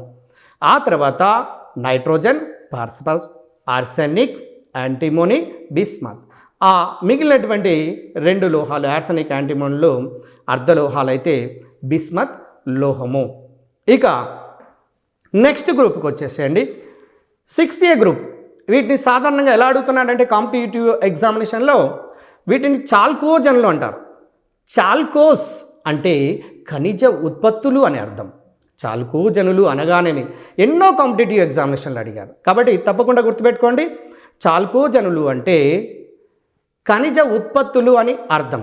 అయితే ఆక్సిజన్, సల్ఫర్, సెలూనియం, టెలూరియం, పొలోనియం అనే మూలకాలు 6th గ్రూపులో చేర్చడం జరిగింది. వీటిని ఎందుకు 6th చేర్చారు అనే ప్రశ్న మీరు వేస్తే వాటి యొక్క వేలెన్సీ కర్పరము లోపల, ఆ పరమాణువుల యొక్క వేలెన్సీ కర్పరము లోపల 6 ఎలక్ట్రాన్లు ఉన్నాయి కాబట్టి, అంటే వేలెన్సీ ఎలక్ట్రాన్ల సంఖ్య ఈజ్ ఈక్వల్ గ్రూప్ సంఖ్యకు సమానము. మొదటి దాన్ని తీసుకుందాము, ఆక్సిజన్. ఆక్సిజన్ యొక్క సంకేతము ఓ. జనరల్ గుర్తుపెట్టుకోండి, చిన్న విషయమే కానీ అడుగుతున్నారు కాంపిటేటివ్లో. రెండవది ఆక్సిజన్ యొక్క అణు ఫార్ములా O2. మూడవ అంశము ఆక్సిజన్ లోపల ఉండే బంధాలు O double bond O. Next నాలుగవ అంశము, ఇది గతంలో అడిగినటువంటిది, ఆక్సిజన్కు ఏ అయస్కాంత ధర్మం కలిగి ఉంటుంది. ఇది ఫిజిక్స్ అండ్ కెమిస్ట్రీకి రెండింటికి కూడా రిలేటెడ్గా ఉంటుంది. పారా అయస్కాంత ధర్మాన్ని కలిగి ఉంటుంది ఆక్సిజన్. ఆక్సిజన్ పరమాణు సంఖ్య 8. ఆక్సిజన్ లోపల ఉండబడే ఎలక్ట్రాన్ల సంఖ్య 8, ప్రోటాన్ల సంఖ్య కూడా 8, న్యూట్రాన్ల సంఖ్య కూడా 8. ఎందుకంటే O 8 and 16 పరమాణు సంఖ్య 8, ద్రవ్యరాశి సంఖ్య 16 మీకు తెలిసిందే. ఇక వాతావరణం లోపల ఆక్సిజన్ పరిమాణాన్ని గురించి ఆలోచిస్తే నైట్రోజన్ తర్వాత నైట్రోజన్ 78% ఉంటే ఆక్సిజన్ 21% వరకు ఉంటుంది. కాబట్టి ఈ ఆక్సిజన్ అనేది ప్రాణవాయువు. ఈ ఆక్సిజన్కు స్వయం దహనము చెందే గుణాన్ని కలిగి ఉండదు, కానీ దోహదకారినిగా పనిచేస్తుంది. మీరు మంటలు మండేటప్పుడు చూడండి, ఎప్పుడైతే గాలి వచ్చేస్తుందో, బాగా గాలి వచ్చినప్పుడు ఇంకా మంటలు ఉధృతంగా అవుతాయి. కారణం ఏంటంటే ఆక్సిజన్ అనేది బాగా మండటానికి ఉపయోగపడుతూ ఉంటుంది. ఆక్సిజన్ గాలి కంటే ఎక్కువ భారమైనటువంటిది, రంగు రుచి వాసన లేనటువంటి వాయువు ఆక్సిజనే. అదేవిధంగా ఆక్సిఎసిటిలిన్ జ్వాలలో సుమారుగా 3200 డిగ్రీల సెంటీగ్రేడ్ దాకా విడుదలవుతుంది. అందువల్ల ఆక్సిఎసిటిలిన్ జ్వాలను వెల్డింగ్ ప్రాసెస్లో కూడా ఉపయోగిస్తారు. ఆక్సి హైడ్రోజన్ జ్వాలలో కూడా ఆక్సిజన్ ఉపయోగిస్తారు. అదేవిధంగా ఆక్సిజన్ ద్రవస్థితి లోపల ఉండబడినప్పుడు రాకెట్లలో ఇంధనంగా ఉపయోగిస్తున్నారు. అదేవిధంగా ఆక్సిజన్ కనుక లేకపోయినట్లయితే మనము బ్రతకలేము, కాబట్టి ఇది ప్రాణవాయువు. చూడండి, O సింబల్, O2 దాని అణు ఫార్ములా, దాంట్లో ద్విబంధం ఉంటుంది. ఇది ప్రాణవాయువు. పరమాణు సంఖ్య 8 కాబట్టి, ద్రవ్యరాశి సంఖ్య 16 కాబట్టి దీంట్లో 8 ఎలక్ట్రాన్లు, 8 ప్రోటాన్లు, 8 న్యూట్రాన్లు ఉన్నవి. దీనికి పారా అయస్కాంత ధర్మం ఉంటుంది. గాలి కంటే ఎక్కువ బరువు అయినటువంటిది. ఆక్సి ఎసిటిలిన్ జ్వాలలోను, ఆక్సి హైడ్రోజన్ జ్వాలలోను అనేక రకాల కృత్రిమ శ్వాసక్రియ లోపల కూడా ఉపయోగపడుతుంది. కాబట్టి దీని ప్రయోజనాలు చాలా ఉన్నాయి. Oxygen, sulphur. సల్ఫర్ విషయానికి వచ్చినట్లయితే ప్రధానంగా అడిగినటువంటి క్వశ్చన్లు ఏంటంటే, సల్ఫర్ కూడా అలోహమే. ఆక్సిజన్, సల్ఫర్ 2 అలోహాలు. సెలూనియం, టెలూరియం అర్ధలోహాలు. లాస్ట్కి వచ్చేసరికనే పొలోనియం. పైనుంచి కిందికి వస్తున్నప్పుడు లోహ స్వభావం పెరుగుతుందన్న విషయం మీకు తెలుసు. కాబట్టి ఇక సల్ఫర్ రెండవ దానికి వచ్చేద్దాం. సాధారణంగా అడుగుతున్న ప్రశ్న ఏంటంటే, గతంలో ఒకసారి డిస్కస్ చేస్తాం. అదేంటంటే సల్ఫర్ అనేది ఒక అలోహము. దీని సింబల్ ఎస్. పరమాణు సంఖ్య 16. ఈ సల్ఫర్ను ముఖ్యంగా రబ్బర్లో వాడతారు, వల్కనైజేషన్ ప్రాసెస్లో వాడతారు. గతంలో మనం చదువుకున్నాము, మెత్తటి రబ్బర్నకు సల్ఫర్ పొడిని కలిపినట్లయితే గట్టి స్ట్రెంత్ అండ్ రబ్బర్ వచ్చేస్తుంది. కాబట్టి గట్టి రబ్బర్ను పొందడం కోసము వల్కనైజేషన్ అనే ప్రాసెస్ను మనం ఉపయోగిస్తున్నాము. కాబట్టి వల్కనైజేషన్ ప్రాసెస్లో ఉపయోగిస్తున్నటువంటి అలోహం పేరు ఏంటంటే సల్ఫర్. అట్లాగనే కార్బన్ డైసల్ఫైడ్ లోపల కరుగుతున్నటువంటి అలోహము అంటే సల్ఫర్ను తీసుకోవచ్చు. అదేవిధంగా సల్ఫర్ సమ్మేళనాలు తీసుకోండి, SO2, SO3. ఈ రెండు కూడా పొల్యూటెంట్గా అంటే కాలుష్య కారకాలుగా ఉన్నవి. ఆమ్ల వర్షాలను కురిపించడంలో ప్రధానమైనటువంటి కారకాలుగా ఉన్నవి. అయితే సల్ఫర్ డయాక్సైడ్కు సల్ఫర్ ట్రైఆక్సైడ్కు రెండు కూడా అలోహపు ఆక్సైడ్లే. కాబట్టి అలోహపు ఆక్సైడ్లు అన్నింటికి కూడా ఆమ్ల లక్షణం కలిగి ఉంటుంది. కాబట్టి ఆమ్ల లక్షణం కలిగి ఉన్నటువంటి అలోహపు ఆక్సైడ్లు నీటి లోపల కరిగి ఆమ్లాలను ఏర్పాటు చేస్తున్నాయి. కాబట్టి ఆమ్ల వర్షాలు కురుస్తున్నవి. అది పర్యావరణ రసాయన శాస్త్రం లోపల స్పష్టంగా మనం నేర్చుకుంటాము. ఆక్సిజన్, సల్ఫర్, సెలూనియం, టెలూరియంల మీద అంత పెద్ద ప్రాధాన్యత లేదు, అడగటానికి అవకాశాలు చాలా తక్కువ. ఇక పొలోనియం అనేది మీకు తెలుసు, ఇది రేడియోధార్మికత మూలకము. కారణం ఏంటంటే సాధారణంగా రేడియోధార్మికత మూలకాలను గ్రూప్ యొక్క చివరి భాగంలో చేర్చారు. కాబట్టి పొలోనియం రేడియోధార్మిక మూలకము. ఎప్పుడైతే నీకు గ్రూప్ మూలకాలను గుర్తుంటాయో చివరి మూలకాలన్నీ రేడియోధార్మిక మూలకాలుగా తెలియచేయబడ్డాయి. కాబట్టి సులభంగా గుర్తుంచుకోవడానికి అవకాశం ఉన్నది. అదేవిధంగా నెక్స్ట్ గ్రూప్కి రండి. ఇక్కడ హాలోజన్. హాలోజన్లో అనగా ఏమిటి? ఎన్నో సందర్భాల్లో అడిగారు. హాలోస్ అంటే సముద్రం, జెన్స్ అంటే పుట్టుట, సముద్రం నుండి పుడుతున్నటువంటి. మీరు ఎప్పుడైనా బీచ్ దగ్గరికి వెళ్ళి స్నానం చేసి చూడండి, మన శరీరం అంతా ఉప్పగా, అంటే శరీరాన్ని ఒకవేళ టచ్ చేసి నాలుగుతో టచ్ చేసి చూస్తే మీకు అర్థమవుతుంది, ఉప్పుగా ఉంటుంది. సముద్రం లోపల లవణీయత అంటే లవణాలు, సోడియం క్లోరైడ్ లాంటి లవణాలు బాగా కరిగి ఉండటం వల్ల ఆ విధమైనటువంటి టేస్ట్ను కలిగి ఉంటాయి. దాన్ని బట్టి నీకు ఏమర్థమవుతుంది? NaCl అనేది, Cl అనేది సముద్రం నుంచి ఉత్పన్నమవుతున్నట్టుగా మనకు అర్థమవుతున్నది. హాలోజన్స్ అంటే సముద్రం నుండి ఏర్పడేవి అని అర్థం. కాబట్టి competitive examination point of view చూస్తే ఇది చాలా ముఖ్యమైనటువంటి బిట్. మీరు ఏ విధంగా గుర్తుపెట్టుకుంటారో ప్రయత్నం చేయండి. ఆ తర్వాత ఫ్లోరిన్, క్లోరిన్, బ్రోమిన్, అయోడిన్, ఎస్టేటేట్. ఇందులో ఒక స్పెషాలిటీ ఉన్నది. 7th గ్రూప్ మూలకాల్లో హాలోజన్లలో అది ఏంటిదో తెలుసా? ఫ్లోరిన్. ఫ్లోరిన్ యొక్క రియాక్టివిటీ చూస్తే నేను అనుకుంటా సుమారుగా 100 సంవత్సరాల టైం పట్టింది దీన్ని సపరేట్ చేయడం కోసం. ఎందుకంటే ఎక్కడ ఏ పాత్రలో తీసుకుంటే ఆ పాత్రలోనే రియాక్ట్ అవుతుంది కాబట్టి దీనికి చివరగా మాయిసన్ అనే శాస్త్రవేత్త విద్యుత్ విశ్లేషణ పద్ధతి ద్వారా ఫ్లోరిన్ని తయారు చేయడం జరిగింది. అయితే దీన్ని సూపర్ హాలోజన్ అని కూడా అంటారు. గతంలో అడిగారు ఆ ప్రశ్న. సూపర్ హాలోజన్ అని దేన్ని అంటారు? ఫ్లోరిన్ అంటారు. ఎందుకంటారు? Highly reactivity. ఎందుకోసమో రియాక్టివిటీ ఉంటుంది? Because it has highest electronegativity. అత్యధిక రుణ విద్యుదాత్మకతను కలిగినటువంటి మూలకాలన్నింటిలో, అంటే 118 మూలకాలన్నింటిలో ఫ్లోరిన్ అత్యధిక రుణ విద్యుదాత్మకతను కలిగి ఉండటం వలన రుణ విద్యుదాత్మకత ఎక్కువగా ఉంటే చర్యాశీలత ఎక్కువగా ఉంటుంది. కాబట్టి దీన్ని సూపర్ హాలోజన్ అంటారు. స్పెషల్ బిట్ మీరు ఎలా గుర్తుపెట్టుకుంటారో మీరే గుర్తుంచుకోండి. ఒక్కసారి కాన్సన్ట్రేట్ చేయండి క్లాస్ చెప్పేటప్పుడు, అతి సులభంగా గుర్తుపెట్టుకోవచ్చు మీరు. క్లోరిన్కి వచ్చేద్దాం. క్లోరిన్ ప్రత్యేకత ఒకటి ముఖ్యమైనది. ఆవర్తన పట్టిక 118 మూలకాల్లో అత్యధిక ఎలక్ట్రాన్ ఎఫినిటీ కలిగిన మూలకం ఏది? గతంలో అడిగిన ప్రశ్న ఎన్నో కాంపిటేటివ్ ఎగ్జామినేషన్లో. ఒక్కొక్క దానికి ఒక్కొక్క ప్రత్యేకమైనటువంటి అంశం ఉంది. ఆ ఒక్కటి నేర్చుకోండి చాలు. క్లోరిన్ అత్యధిక ఎలక్ట్రాన్ ఎఫినిటీ కలిగినటువంటి మూలకం ఏంటంటే క్లోరిన్. Fluorine, chlorine, bromine. బ్రోమిన్కి వచ్చేసి చూడండి. బ్రోమిన్ రెడ్ లిక్విడ్ మీకు గతంలో డిస్కస్ చేశాము.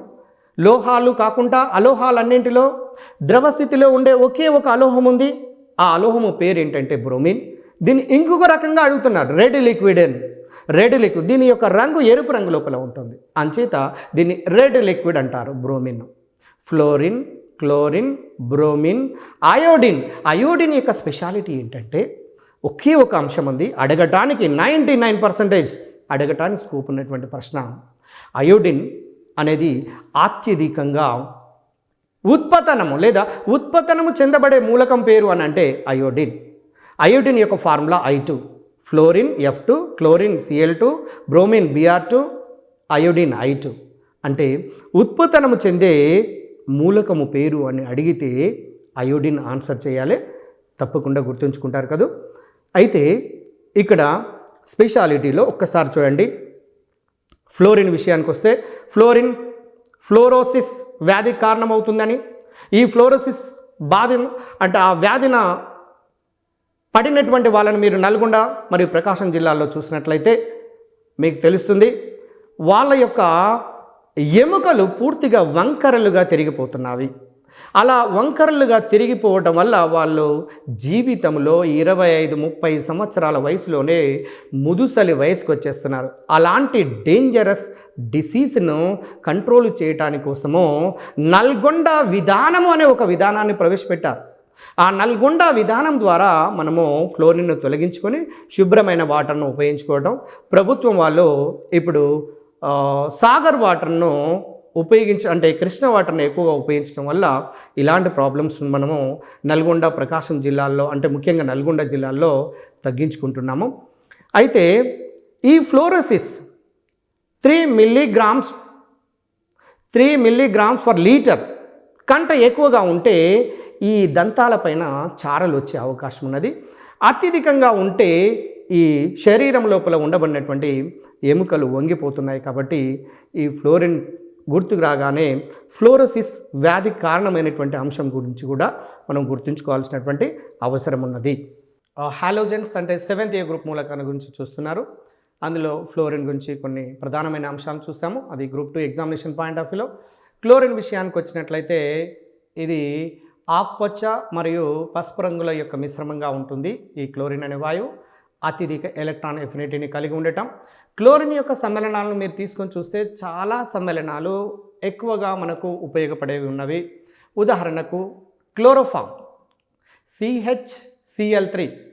CHCl3 అనేది క్లోరోఫామ్ అంటారు. దీని రసాయనిక నామము గతంలో అడిగారు గ్రూప్ 2 ప్రీవియస్ క్వశ్చన్గా. ట్రైక్లోరోమీథేన్ అంటే దాని రసాయనిక నామాలను కూడా గుర్తుంచుకోవాల్సినటువంటి అవసరం ఉన్నది. అట్లాగనే DDTని కూడా తీసుకోండి. DDT అనేది చీమల మందు అంటారు.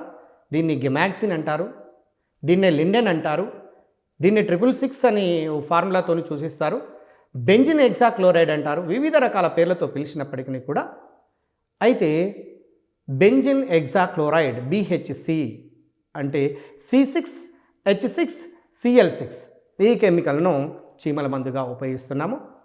అదేవిధంగా టియర్ గ్యాస్లోను, మస్టర్డ్ గ్యాస్లోను, టియర్ గ్యాస్ అంటే ఏడుపు తెప్పించే వాయువులోను, మస్టర్డ్ గ్యాస్లోను వివిధ రకాల పదార్థాల లోపల క్లోరిన్ను అనేక సమ్మేళనాల్లో ఉపయోగపడుతుంది. ముఖ్యంగా మనము మంచినీటిని తాగే మంచినీటిని శుద్ధి చేసుకోవడం కోసం బ్లీచింగ్ను వాడతాము.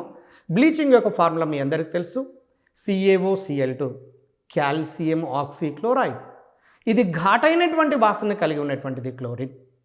కాల్షియం ఆక్సీక్లోరైడ్ CaOCl2 దీన్నే బ్లీచింగ్ పౌడర్ లేదా విరంజన చూర్ణము అంటారు.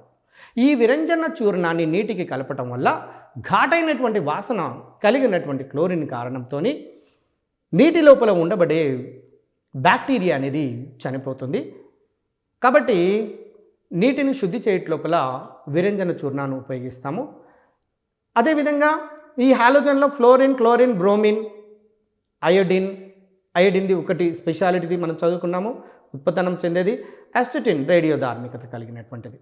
ఇక ఆ తర్వాత బాగా అత్యధికంగా ఎన్నోసార్లు group 1 and group 2 even civil prelims లోపల కూడా అడిగినటువంటి ప్రశ్నలు జడవాయువుల నుండి 8th A గ్రూప్ అని ఎందుకంటామంటే వాటి వేలెన్సీలో 8 ఎలక్ట్రాన్లను కలిగి ఉంటాయి కాబట్టి వాటిని జడవాయువులు అని, స్థిరవాయువులు అని, ఏక పరమాణుక వాయువులు అని, రాజావాయువులు అని, ఉత్కృష్ట వాయువులు అని, నల్లి వ్యాలెన్సీ ఎలిమెంట్స్ అని, అనేక రకాలుగా నోబెల్ గ్యాసెస్ అని ఇలా ఎన్నెన్నో రకాలుగా పిలుస్తున్నాం.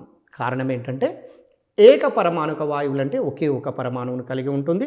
వీటిని విరళ వాయువులని కూడా అంటారు. ఈ points group 2 examination point of వ్యూలో, గ్రూప్ 1 ఎగ్జామినేషన్ పాయింట్ ఆఫ్ వ్యూలో చాలా ముఖ్యమైనవి. విరళము అంటే మీ అందరికీ తెలుసు తక్కువ అని అర్థం. వాతావరణంలో తక్కువ పరిమాణంలో ఉండే వాయువులను విరళ వాయువులు అంటారు. ఇవి రాజుల మాదిరిగా అత్యధిక స్థిరత్వాన్ని కలిగి ఉంటాయి కాబట్టి రాజావాయువులు అనే పదాన్ని కూడా జోడించడం జరిగినది. ఈ రాజావాయువులైనటువంటి వాయువుల పేర్లు helium, neon, organ, krypton, xenon, radon. మళ్ళొకసారి వినండి. Helium, neon, organ, krypton, xenon, radon. వీటి వ్యాలెన్సీలో 8 ఎలక్ట్రాన్లు ఉంటాయి హీలియంలో తప్ప. హీలియంలో మాత్రమే డూప్లెట్ ఎలక్ట్రానిక్ కాన్ఫిగరేషన్ ఉంటుంది. మిగిలినటువంటి మూలకాల్లో అష్టక విన్యాసాన్ని కలిగి ఉంటాయి. అష్టక విన్యాసము కలిగి ఉన్నటువంటి ప్రతి మూలకం కూడా అత్యధికంగా స్థిరత్వాన్ని కలిగి ఉంటున్నవి. అందువల్లనే మిగిలిన మూలకాలు ఏమంటున్నాయంటే జడవాయువులు, మిగిలినటువంటి మూలకాలారా మీరు మాతోటి ఎట్టి పరిస్థితుల్లో సరితూగరు. ఎందుకంటే ప్రతి మూలకము రసాయనిక చర్యలలో పాల్గొని మా మాదిరి ఎలక్ట్రాన్ విన్యాసాన్ని కలిగి ఉండాల్సిందే. అందువల్లనే ఈ జడవాయువులు 8వ గ్రూపు మూలకాలు బాగా హ్యాపీగా ఫీల్ అవుతూ వాటిని ఇలా విమర్శిస్తున్నాయి కాబట్టి వీటికి ఆ పదం వచ్చింది, రాజావాయువులు అనే పదం. కాబట్టి నెక్స్ట్ ఇంకొక అంశాన్ని గుర్తుంచుకోండి. హీలియం లాటిన్ భాషలో హీలస్ అని అర్థం. హీలస్ అంటే సన్ అంటే సూర్యుడు అని అర్థం. అంటే హీలియం అనేది ఎక్కడ తయారవుతుంది అంటే సూర్యునిలో. హైడ్రోజన్ అనేది గతంలో అడిగిన ప్రశ్న కేంద్రక సంలీన చర్య ద్వారా చివరకు హీలియం అనే వాయువుగా మారుతుంది. గతంలో అడిగిన ప్రశ్నే. ఇంధన వాయువు అనేది హైడ్రోజన్, కేంద్రక సంలీన చర్య ద్వారా చివరికి ఏం ఏర్పడుతున్నది అనేది కూడా ప్రీవియస్ క్వశ్చన్. హీలియం 2 హీలియం 4 ఏర్పడుతున్నది. హీలియం అంటే అర్థమైపోయింది. Neon new NEW new according to the Latin language. New అంటే కొత్తది అని అర్థం. నియాన్న గమనించండి. నియాన్ అనేది ముఖ్యంగా అష్టక విన్యాసాన్ని కలిగి ఉండటమే కాకుండా నియాన్ను వాణిజ్య ప్రకటనలకు సంబంధించినటువంటి లైట్లలో మిశ్రమంగా ఉపయోగిస్తారు. అట్లాగనే నెక్స్ట్ ఆర్గాన్ అంటే లేజీ, సోమరిపోతు. ప్రశ్నపత్రంలో ఆర్గాను అనగా సోమరిపోతు, దున్నపోతు, తాగుబోతు, గొర్రెపోతు. ఆన్సర్ దానికి మీకు వెంటనే అర్థమైపోతుంది. సోమరిపోతు అంటే లేజినెస్ని కలిగి ఉంటుంది. Helium, neon, organ. వాతావరణంలో అత్యధిక పరిమాణం లోపల ఉండబడే వాయువు పేరు అని అడిగితే దీనికి కూడా ఆన్సర్ ఆర్గాన్ మాత్రమే. బాగా గుర్తుంచుకోవాలి. అయితే పైనుంచి కిందికి వస్తున్నప్పుడు జడవాయువులలో చర్యాశీలత క్రమంగా పెరుగుతూ పోతున్నది. ఒక గమ్మత్తు అయినటువంటి అంశం ఏంటంటే, ఆశ్చర్యకరమైన అంశం ఏంటంటే, అసలు జడవాయువులు చర్యలలో పాల్గొనవనుకున్నారు. కానీ సుమారుగా 1969 ఆ ప్రాంతంలో బార్టులెట్ అనే శాస్త్రవేత్త క్సినాన్ ప్లాటినం ఎగ్జాఫ్లోరైడ్ అనే ఒక సమ్మేళనాన్ని, ఎల్లో క్రిస్టలిన్ సమ్మేళనాన్ని మొట్టమొదటిగా కనుక్కొని ప్రపంచ శాస్త్రవేత్తలను నివ్వెరపోయేటట్టుగా చేస్తాడు. అంటే జడవాయువులైనటువంటి మూలకాల్లో క్సినాన్ కూడా చర్యలలో పాల్గొంటుందన్న విషయాన్ని, నగ్న సత్యాన్ని బయటికి బహిర్గతం చేశారు. అందువల్ల క్సినాన్ అనేది జడవాయువులలో ఉండబడిన మూలకం అయినప్పటికీ కూడా ఇది అత్యధికంగా చర్యాశీలతను కలిగినటువంటి ఫ్లోరిన్, ఆక్సిజన్ లాంటి వాటితో చర్యలలో పాల్గొని వివిధ రకాల సమ్మేళనాలను ఏర్పాటు చేస్తుంది. అంచేత జడవాయువులలో అత్యధిక చర్యాశీలత కలిగినటువంటి మూలకం పేరు అంటే మనము క్సినాన్ అని, జడవాయువులలో అతి తేలికైనటువంటి మూలకం పేరు అంటే హీలియం అని. మీ అందరికీ అర్థమవుతూనే ఉన్నది. మూలకాల అన్నింటిలో అంటేనేమో తేలికైనది హైడ్రోజన్, జడవాయువులన్నింటిలో అంటేనేమో హీలియం. గుర్తుంచుకోండి, ఒక్కొక్క దానికి ఒక్కొక్క ప్రత్యేకమైనటువంటి అంశం ఉన్నది. ఆ ప్రత్యేక అంశముల మీద మనం కాన్సన్ట్రేట్ చేస్తే సరిపోతుంది. హీలియం, నియాన్, ఆర్గాన్ అనేది విద్యుత్ బల్బులలో ఉపయోగిస్తారనేటువంటిది గతంలో అడిగినటువంటి ప్రశ్నలలో మీరు చూసే ఉంటారు. వందల సార్లు వాటి మీరు ప్రీవియస్ క్వశ్చన్లు చూసినప్పుడు గమనిస్తుంటారు. హీలియం, నియాన్, ఆర్గాన్, క్రిప్టాన్ అంటే దాగి ఉన్నది అని అర్థం. దాగి ఉన్నది. చూడండి, క్రిప్టాన్ను మైన్స్ లోపలికి వెళ్ళే వాళ్ళు క్యాప్ ల్యాంప్లలో యూజ్ చేస్తుంటుంటారు. క్యాప్ ల్యాంప్లలో క్రిప్టాన్, క్సినాన్ అంటే ఇక్కడ వింతైన అని, స్ట్రేంజర్ అనే అర్థాన్ని ఇస్తున్నది. క్సినాన్ మాత్రము అత్యధిక చర్యాశీలతను కలిగి ఉంటుంది. కాబట్టి జడవాయువులలో అతి తేలికైనటువంటి మూలకము హీలియం కాబట్టి హైడ్రోజన్ మిగిలినటువంటి మూలకాలన్నింటిలో. కాబట్టి ఈ తేలికైనటువంటి హైడ్రోజన్, హీలియం లాంటి వాటిని బెలూన్ల లోపల ఉపయోగించడం జరుగుతున్నది. కాబట్టి ఇక్కడ ఈ జడవాయువుల విషయం లోపల మనం ఎంత ఎక్కువగా కాన్సన్ట్రేట్ చేస్తే మనకు ఆ కెమిస్ట్రీ నుంచి అడుగుతున్నటువంటి ప్రశ్నలకు ఆన్సర్లు అంత బాగా చేయడానికి అవకాశం ఉంటుంది. కాబట్టి డియర్ ఫ్రెండ్స్, మీరు తప్పకుండా ఈ జడవాయువుల దగ్గర నెమ్మదిగా జాగ్రత్తగా పరిశీలనలతోని కనుక ఆ బిట్స్ను చదివినట్లయితే మీరు ఈజీగా ఆన్సర్ చేస్తారు. మనము ఒక్కసారి చూడండి, జడవాయువులు, స్థిర వాయువులు, ఉత్కృష్ట వాయువులు అంటే కొంతవరకు చర్యాశీలత కలిగినవి, ఏకపరమాణుక వాయువులు అంటే ఒకే ఒక పరమాణువుతో ఉండబడినవి, విరళ వాయువులు వాతావరణంలో తక్కువ పరిమాణం లోపల ఉండబడినవి, E8 మూలకాలు అంటే వేలెన్సీ లోపల 8 ఎలక్ట్రాన్లు కలిగి ఉన్నవి, నల్ వ్యాలెన్సీ మూలకాలు అంటే వీటి యొక్క వ్యాలెన్సీ 0 కలిగినటువంటి మూలకాలు అని అర్థము. కాబట్టి ఇటువంటి అంశములపై మీరు బాగా కేంద్రీకరించినట్లయితే మీరు ఎక్కువ మార్కులను ఆవర్తన పట్టిక, మూలకాల వర్గీకరణ ఆవర్తన పట్టిక అనే చాప్టర్ నుంచి ఎక్కువ మార్కులు పొందడానికి అవకాశం ఉంటుంది. అయితే ఇక్కడ బి గ్రూపు మూలకాల గురించి పెద్దగా చర్చించవలసినటువంటి అవసరం లేదు. అవి మిశ్రమ లోహాలు అనే ఇంకొక టాపిక్ లోపల మనం నేర్చుకుంటాము. కాబట్టి వీటి మీద అంటే గ్రూపుల వైజ్గా మనం చూసినప్పుడు మీరు ఏం చేస్తారో కానీ తప్పకుండా గ్రూపులను ఒక రోజుకు ఒక్క గ్రూప్ అయినా సరే గుర్తుపెట్టుకోవాలి. 1 నుండి 30 వరకు మూలకాలను గుర్తుంచుకోవటం తప్పనిసరి. Hydrogen, helium, lithium, beryllium, boron, carbon, nitrogen, oxygen, fluorine, neon, sodium, magnesium, aluminium. వరుస క్రమంలో 13వది పరమాణు సంఖ్య, 14 పరమాణు సంఖ్య ఉన్నది silicon, phosphorus, sulphur, chlorine, argon, potassium, calcium. 20వ పరమాణు సంఖ్య.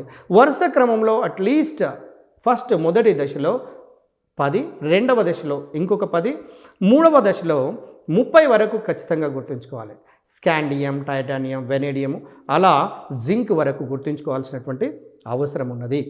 కాబట్టి డియర్ ఫ్రెండ్స్, ఈ ఆవర్తన పట్టిక లోపల ఇప్పుడు మెన్షన్ చేసినటువంటి అంశంల మీద ఎక్కువగా కాన్సన్ట్రేట్ చేసి మంచి మార్కులు పొందాలని ఈ టీవీ ప్రోగ్రాం ద్వారా రిలీజ్ చేస్తున్నటువంటి మన ప్రభుత్వం వారు తీసుకుంటున్నటువంటి ఈ నిర్ణయము గొప్ప నిర్ణయంగా భావించి సుమారుగా 8 లక్షల మందిలో 2 లక్షలు లేదా 1.5 మంది కోచింగ్ తీసుకోగలిగితే మిగిలినటువంటి వాళ్ళకు అవకాశం లేదు. కాబట్టి ఈ కోచింగ్ తీసుకోవడం కోసము అంటే డైరెక్ట్గా ఉచితంగా అవకాశాన్ని ప్రభుత్వం వాళ్ళు ఇంతవరకు ఏ ప్రభుత్వం తీసుకున్నటువంటి నిర్ణయము మన తెలంగాణ ప్రభుత్వం తీసుకొని అందరికీ అందింపచేయాలని, ఇందులోపల ఎవరైతే డబ్బులు పే చేయలేనటువంటి వాళ్ళు ఉన్నారో వాళ్ళు తప్పకుండా ఈ ఎక్స్పర్ట్స్ యొక్క సలహాలు తీసుకొని తప్పకుండా కొన్ని వందల జాబులు, ఉదాహరణకు సుమారుగా 1100 ఆ ప్రాంతంలో ఉంటే